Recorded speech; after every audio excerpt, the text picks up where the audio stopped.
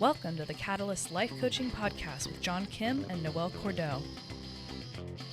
If you're inspired to begin your own life coaching practice or just want to learn a little bit more about what it's all about, visit JRNI.co. That's JRNI.co for more information. Your adventure awaits.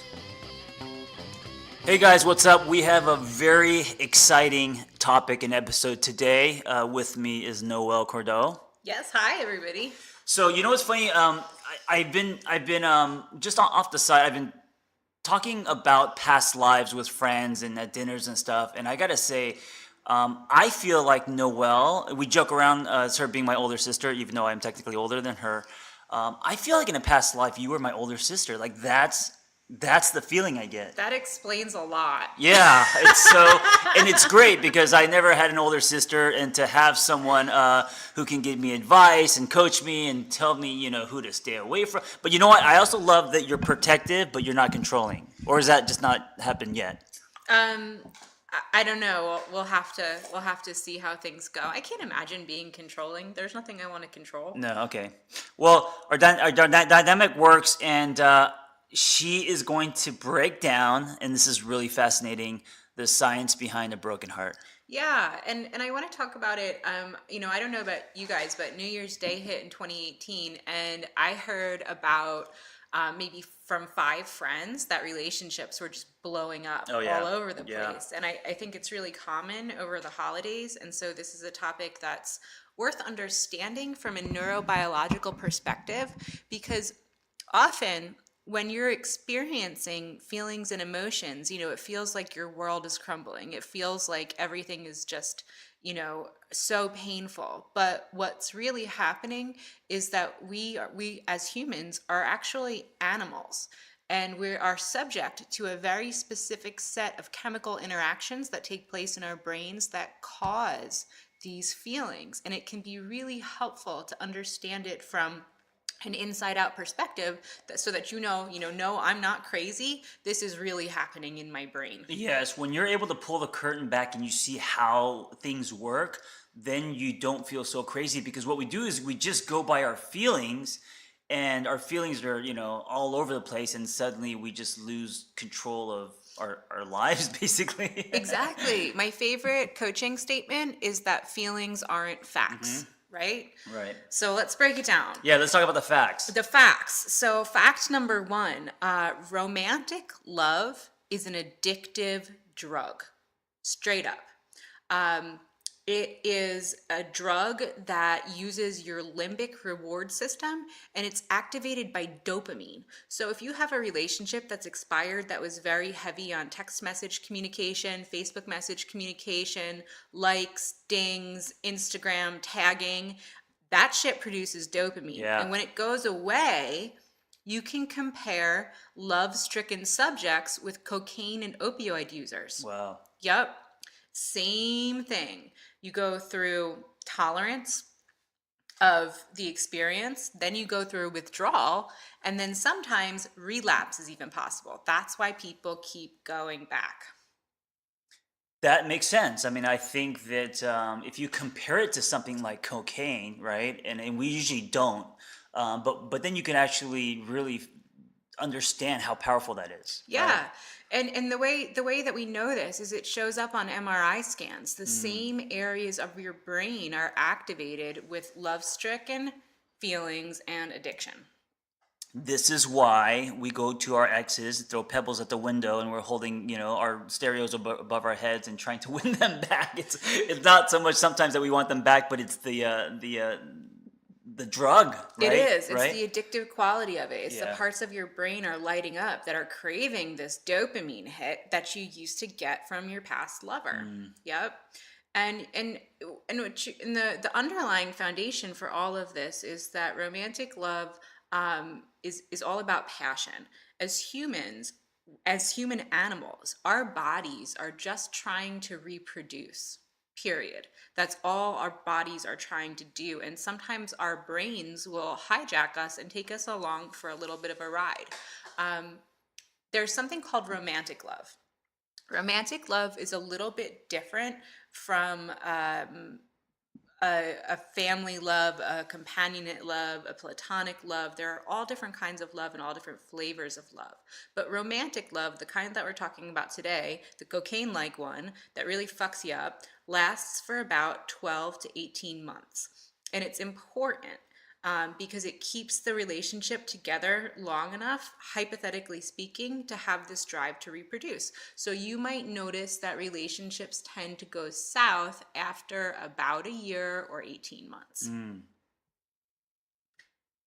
Pretty much. And what happens when you're dealing with these kinds of flurry or feelings is that you're unable to continue to work, raise children, and you get really preoccupied. So that means after about a year, you have to really daily choose to love someone because, right? I mean, like chemically wise. Not necessarily, no. So after about a year, your serotonin levels go back to stability and the dopamine continues. So serotonin is a stabilizer.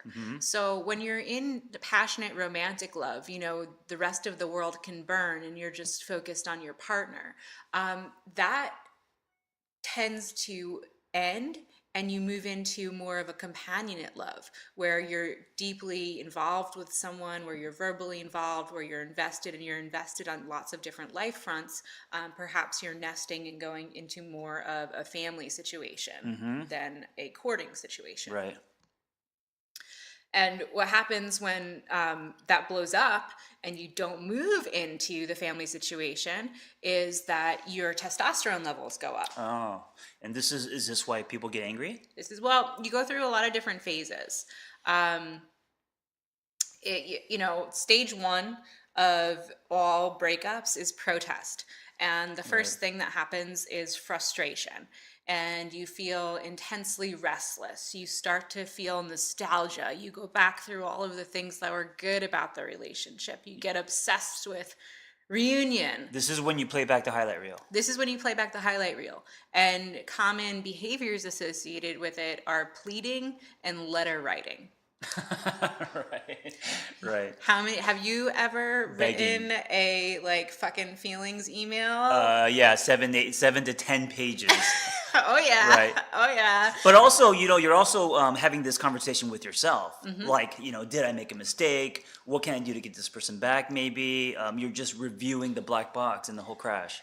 And that's actually pretty healthy, but it depends on how you process it. So from a therapeutic perspective, when you're dealing with these kinds of really heavy feelings, by all means write the emails, but also take time to journal and write for yourself. Yeah. And if you're not used to journaling, this is an especially helpful exercise when you're going through a breakup because you can really start to sort out the roots of your feelings, past relationships, ways that you may be re-triggered or re-traumatized, especially if you've gone through, serious breakups or divorces in the past. It just all comes flooding right back to you. So real quick, and I know the answer to this, but I want to hear it from science. What's the advantage of actually journaling? So generally speaking, a lot of men don't write down their feelings. What's, instead of just thinking about them, what's the advantage of actually putting it pen on paper?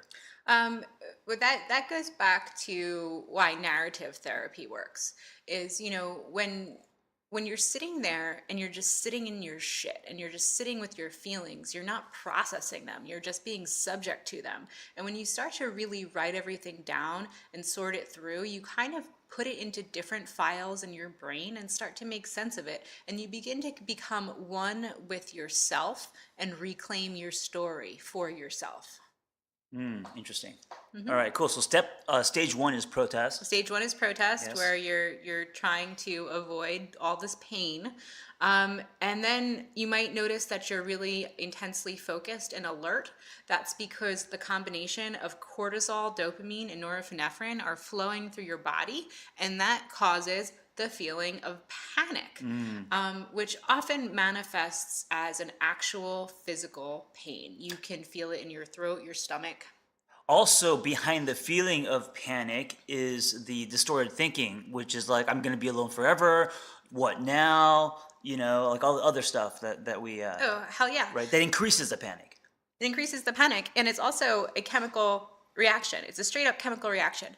Rest assured that whatever you're feeling right now, whatever you're experiencing right now, you will move on. You will find someone new, and you will find someone who had the same qualities as your past lover. So that's the hardest thing to swallow. And Yeah. I think that's why people get stuck, is they think that if I let go of this, there's going to be no one else. Or no one better, you know? No, only if you live on an island. Right. So the next stage that comes up is rage. And rage is a real thing in breakups. And Yeah. I think this is the part that it's the most difficult to contend with emotionally, because you feel fucking crazy and you really want to lash out and you have violent, impulsive behavior. Yeah, this is a slashing tires. Stalking. Jealous rages, attacks, lashing out. Yeah. 32% of female murder victims are actually killed by ex-lovers. Oh my God. No, it's a real deal. I mean, think about Oh, this. So your geez. testosterone is going through the roof. You're feeling despair, you're feeling physical pain, and then you start to feel rage because your amygdala is activated. And we're not saying this to say that it's okay to do these things. We're just trying to get you guys to understand what's happening. Yeah, you need to understand your brain and your body. And so when you're feeling quite literally violent impulses towards your former partner, it's sometimes helpful to take stock and be like, you know what, this is a totally normal and natural reaction. I need to figure out different healthy ways to get an outlet for my feelings.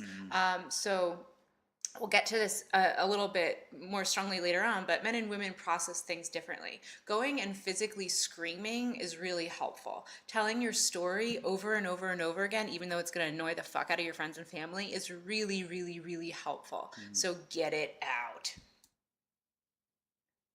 Have you ever experienced rages, John? Sure, absolutely. I try to take it out in the gym, or I do something physical, go for a run. But of course, yeah, I mean, absolutely. I've never contributed to that statistic. Right? That's Yeah. good. That's good. But of course, I've been angry. Absolutely.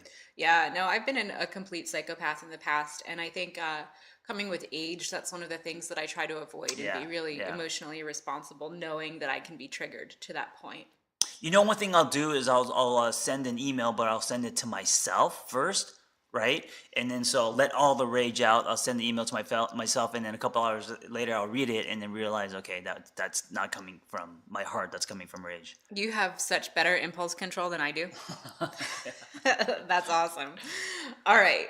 So now once we get past the pleading stage, once we get through the rage, next up is depression. Yes, we all know this. Depression, low levels of dopamine, norepinephrine, and serotonin. 40% of people experience moderate depression upon the ending of a relationship, and 12% experience severe depression. Yeah. So it's real. You have to really cut yourself a break. Your brain chemicals have basically been going completely bananas. And when we're depressed is when we're most likely to cope with alcohol, drugs, also like sexual behavior, other things that's going to numb or, make us feel less depressed, right? Yes, and that's, men are more likely to use alcohol, drugs, and engage in reckless behavior. Women are more likely to cry, lose weight, withdraw socially, and retell their story over and over and over again. Ice cream. But you know what the key to all of this is support systems. Yeah, If absolutely. if you have valid support systems in place, you're less likely to have these behaviors be isolated. Yes. And it's incredibly helpful. Isolation is actually the worst thing you can do. Very much so. Yeah. The worst thing you can do. So, does this end? Yes, it does.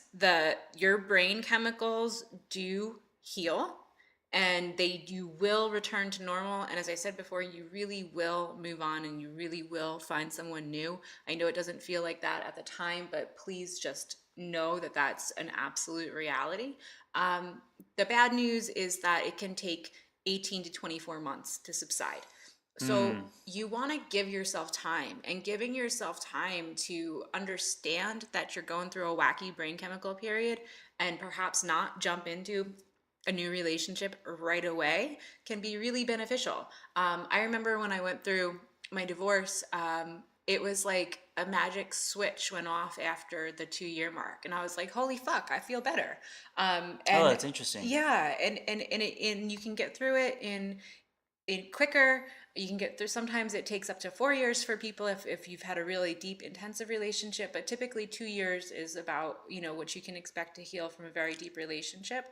And And but this doesn't mean that, for 2 years you're going to be miserable. That's not what it means, but it just means like to actually heal, to move on, right? yep. Yeah, so our brains naturally do everything that chemicals do to manipulate your feelings. So, like antidepressants manipulate your serotonin and dopamine levels. Your brain and body does all of that stuff naturally, and the curveballs of life are why we all need help sometimes, right? So when you're wounded, mentally, emotionally, or intellectually, your brain chemicals get screwed up. It is physically impossible to be human and go through a breakup and not have this happen to you. So I think self compassion is the biggest gem here. You know what? A lot of people after their expired relationship, they almost get into this kind of like race where they're going to try to get over the other person faster than the other person, and so they think, okay, 3 months, 4 months, and then I should be good, and then they start measuring. And if they're not, well in 3 or 4 months, then they start getting mad at themselves. And so, what's helpful here is it takes 1 to 2 years. Yeah, it really does. Give yourself time. Give yourself time, and that doesn't mean that you can't participate with others or you can't participate in other relationships. That those will actually probably really help you heal, but you do need to take the time to heal. So how can we help? How can you help someone that's going through a breakup? I think the first step is to really understand that this is natural, this is normal. Everyone goes through it, and you will get better. And you will go through it again and again. And you will go through it again and again. And this happens with friendships too. It's not just limited to romantic love. If you've had a very deep friendship that goes south, the same shit happens. Sure. Totally. So what else helps? Exercise. Exercise Yes. helps incredibly because it replaces all of those endorphins and the dopamine that you're losing when you get to the depression stage of things. Also, can I just say with exercise, don't just go to the gym thinking you have to do work, but use it as a time and space to connect to your own body, like to actually feel good about yourself and create a space where you could grow your self-esteem. So, because a lot of people think like, oh, I got to go work out, and it's like this chore. And if you think of it that way, it's not going to be sustainable. No, absolutely not. And it's, and if you're thinking about it too, it's like you're giving your brain the vitamins that you need to start getting it to heal. Yeah. It's so important. Sunlight has the same effect. So making sure that you're not isolating, you're not staying inside, that you're getting outside, you're moving your body, you're engaging in sunlight. Sleep and serotonin are what happens more effectively when you get enough sunlight. You really have to pay attention to your nutrition during this period of time, and that may feel counterintuitive because you may feel like you just want to dive into a box of wine and a vat of ice cream, but sugar is really one of the worst things for you at this time. And whatever your feelings are about recreational drug use, this is a no judgment zone, but you really want to limit that. Low sugar and no drugs is the way to help your brain heal. And when you're thinking about this, not so much from the perspective of coping, but what do I need to do to get my brain chemicals back in order so that I can move on and function healthily in everyday life? That's pretty strong motivation to kick the sugar and kick the drugs. Smiling stimulates dopamine. Smiling, laughing, watching funny movies, joking with your friends. I struggle with that even when I'm not going through a breakup. That's not true. You smile all the time. I am working on it. I'm working on it with your help and guidance. But it does. Yeah, I actually think that smiling definitely it changes the chemicals in your brain. It does. It stimulates dopamine. It changes your facial structure. It reduces stress because a lot of people carry stress in their jaw and their face. And that leads us to our next point of talk therapy. And whether that's talking to your friends, talking to a therapist, talking to a coach. And oh, by the way, we have so many awesome coaches, a lot of whom are willing to offer free sessions. Yes. If you're going through a breakup, come see us. Talking to other people stimulates serotonin and helps replace all of those chemicals that go down when you're in the depression phase. And just a final thought, remember it's going to take some time. Yeah, that's great. I think that it's really important for you guys to think about what's happening to you instead of just going and just going through like the tornado of it. If you understand why and what's happening, it's you're able to pull back and really look at the big picture. And also, if you guys know someone who's going through a breakup, give them this give them this podcast. Let them help other people and help us spread the message to let people go through expired relationships in a healthier way. Absolutely. We all deserve to feel good, stable, healthy, and capable of building what we want in life. So that's why we're here. Yes. All right, guys. Be well. Take care. Thanks for listening to the Catalyst Life Coaching Podcast, brought to you by JRNI. If you'd like to learn more about what you've heard on today's show, visit JRNI.co. That's JRNI.co. And request more information about the Catalyst Life Coaching Intensive, or just keep in touch.